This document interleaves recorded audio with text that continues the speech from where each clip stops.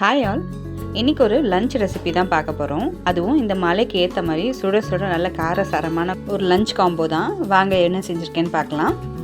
First எறா கத்திரிக்காய் முருங்கைங்க போட்டு ஒரு புளிக்குழம்பு வைக்கிறதுக்கு 2 பத்த தேங்காய், ஒரு பெரிய வெங்காயம், 2 தக்காளி, 1 டீஸ்பூன் சீரகம் சேர்த்து தண்ணியை சேர்த்து நல்லா வளவலன்னு அரைச்சி எடுத்துக்கலாம். இப்போ கடாயில் 2 டேபிள் ஸ்பூன் நல்லெண்ணெய் சேர்த்துருக்கேன்.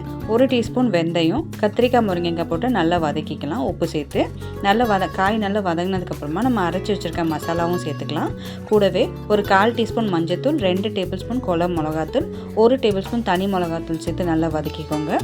ஒரு சின்ன லெமன் சைஸ் புளி ஊற வச்சுருந்தேன். புளி தண்ணி சேர்த்துட்டு தண்ணி ஒரு 2 கிளாஸ் தண்ணி சேர்த்து மூடி வச்சு கொதிக்க விடலாம். இப்போது ரெட் சில்லி பவுடர், மஞ்சத்தூள், உப்பு, இஞ்சி பூண்டு பேஸ்ட் போட்டு மேரினேட் பண்ணி வச்சுருந்த ப்ரான்ஸையும் நல்லா ஃப்ரை பண்ணி எடுத்துடலாம்.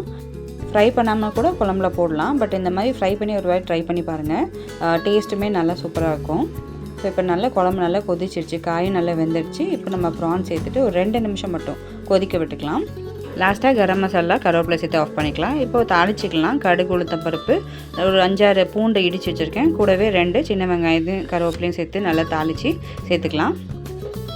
ஸோ அவ்வளோதான், ஒரு சூப்பர் டேஸ்ட்டான எறா காரக்குழம்பு ரெடி ஆகிடுச்சு. இதுக்கு ஒரு சட்டலான பொரியல், கேரட் பொரியல் பண்ணிடலாம். எண்ணெய், கடுகு, கடலைப்பருப்பு, வெங்காயம் சேர்த்து நல்லா தாளிச்சிட்டு நம்ம பொடியாக வெட்டி வச்சுருக்க கேரட்டையும் சேர்த்து ஒரு 5 நிமிஷம் எண்ணெயிலே ஃப்ரை பண்ணி எடுத்திங்கன்னா கேரட் பொரியலும் ரெடி ஆயிடும். லாஸ்ட்டாக பார்த்திங்கன்னா தேங்காய், சீரகம், பச்சை மிளகாய் மசாலையும் சேர்த்துக்கோங்க. ஸோ சூப்பரான கேரட் பொரியல் ரெடி. ஸோ அவ்வளோதான், நம்மளோட டேஸ்டியான லஞ்ச் ரெசிபி ரெடி ஆகிடுச்சு.